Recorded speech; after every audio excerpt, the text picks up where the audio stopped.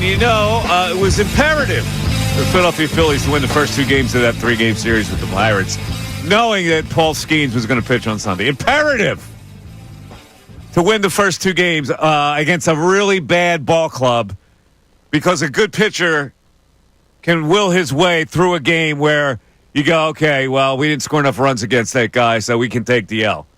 To lose three straight in Pittsburgh, I have come to the conclusion that the Phillies need some kind of jolt. Now, what I mean by a jolt is something very significant. So let's discuss the possibilities. Either they need a managerial change, or they need right now to bring up Justin Crawford and bite the bullet. They need some kind of a change, monstrous change, jolt-type change. Or you can just resign yourself to the fact that they're just not good enough to do anything. They're the two choices you have. Either you try to jolt this situation like a cloudy swimming pool, or you give it up. You don't go in the pool anymore. There are your two choices when you have a cloudy pool. And that's what the Phillies are right now. They are a cloudy pool. They are now weighed down by the fact that their best players out of the lineup with a wrist problem, which when you think about it, this guy has as much torque in his swing as any left-handed or right-handed hitter I've ever seen. So I don't know how much they're going to get out of him for the rest of the year. And you can go over every game and you can figure out what this team is lacking. They somehow don't have the capacity right now, having lost 9 of 10, to have confidence that they can win a game and pull a game out, to win a game from behind, to get a clutch hit, to have a relief pitcher get a shutdown. They don't have any of that right now. They have no swagger. And so they need a jolt. You can go back to yesterday. You can go back to Saturday. The fateful inning on Saturday was the 7th inning. Boom, double. Gets to third and a wild pitch. Nobody out. Nobody out. A good team has to score a run there. Castellanos gets a 3-0 count. Winds up striking out. Real Muto. It's the ball in the air, but it's too short to score a runner. I mean, you got to be kidding me. And then Stop flies out to center field as the last hope. These are the type of things that you look at and go, they're not a good team. If they can't score a run there against a bad baseball team, they're not a good team. And something needs to change. And I hear, well, you fire the hitting coach. Right? Well, that's not good enough jolt. Firing the hitting coach is not a good enough jolt right now. When a team loses as many games as the Phillies are losing, they need some kind of a significant change, whether it be a monster trade, whether it be bringing up a kid from the minor leagues and saying, the job is yours, kid, or whether it's, listen, I'm a Rob Thompson guy, but I've seen it in the past where good men, good managers have been fired just for the sake of a change, to put some kind of a jolt through a clubhouse. Let me go into some statistics here. They can't hit off-speed pitching. I don't know. Is that the hitting coach's fault? Last year, they were pretty good against off-speed. Their slugging percentage this year is terrible. In fact, their OPS of center fielders, I might add, is the worst since 1901. I can go down the list here. Marsh can't even hit righties. Rojas is not a major leaguer. In addition to all that, the problems that we talked about for the last couple of weeks, the bullpen inadequacy, the left field problem. I mean, these are piled up problems right now.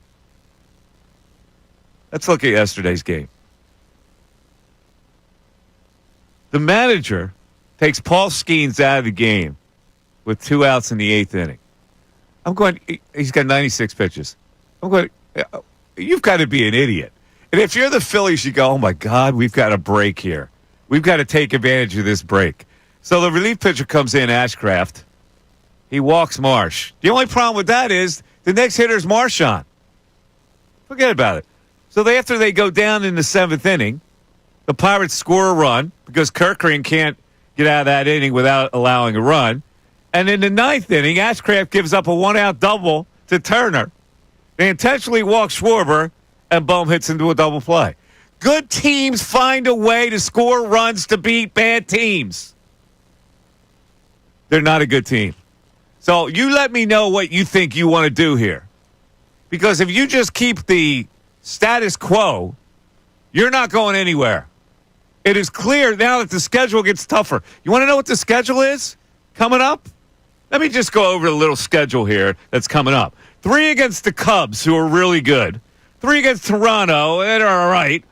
They get a burrow with Miami, but then the Mets, Houston, Atlanta on the road, San Diego, Cincinnati, at San Francisco, at San Diego. Now, are you nuts? Are you telling me this team is going to wade through that schedule in their current form?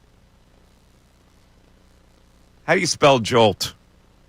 Jolt. And it ain't the pitching coach, and it ain't the hitting coach. Something significant has to be done to change the dynamic of this team. Ray Dunn is with me today.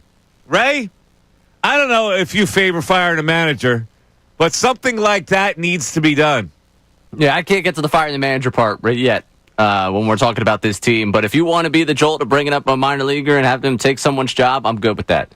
I've seen enough of this center field duo for my entire lifetime at this point. This Marsh Rojas thing doesn't work. I'm not convinced Crawford's this savior that's going to save your season, but if you want some energy in that clubhouse, go ahead and do it. And the one thing you say about not getting rid of the hitting coach won't do it for them, I'd be interested to see the way the veterans respond to that, considering he's Schwarber's guy, considering he's Turner's guy. These guys, the reason Kevin Long is still here is not because he's done a tremendous job in developing the hitters that they have. We have not seen Marsh take a step forward. We have not seen Rojas take a step forward. We haven't seen Stott take a step forward. Bohm had a nice flash at the beginning of 2024, but it's regressed to pretty much what he was before that. Even probably worse than what he was before that. The reason he's still here is because he's those veterans guys, and they like him. If you get rid of him, that clubhouse, I think, is going to take note of that. Okay, that might be a good enough jolt if you put it that way, but here's the problem. They were really good against off-speed pitching last year. Right? So I guess the hitting coach, who has a good reputation of being a hitting coach, was doing his job there last year, but he's not doing his job this year. This is why hitting coaches, to me, are irrelevant. It comes down to whether a hitter wants to take proper instruction to hit.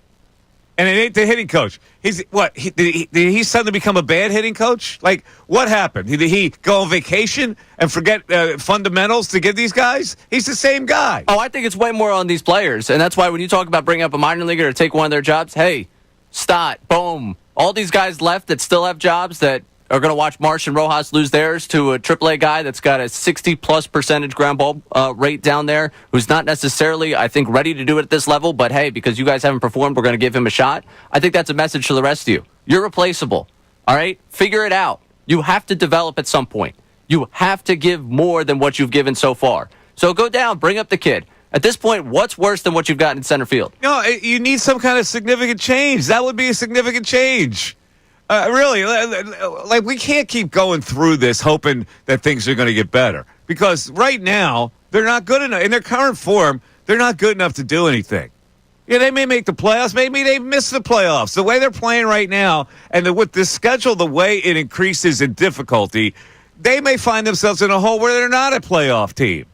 So either you got to do something right now, or you resign to the fact that they're not good enough, and they got to be tweaked by this general manager. And then for this general manager to think that this team was good enough is almost malpractice. He made a value judgment on a left-handed hitting left fielder, which he didn't need. He needed a right-handed hitting left fielder. He made a value judgment on a center field platoon, and he made a value judgment on bullpen guys that were inadequate. The general manager has to take more of the heat, in my opinion, than the hitting coach. All right, Absolutely. We'll talk about it.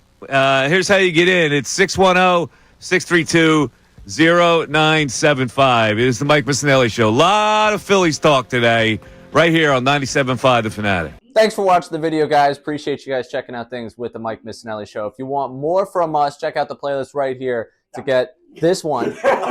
Check out all the playlists. There's a lot to watch.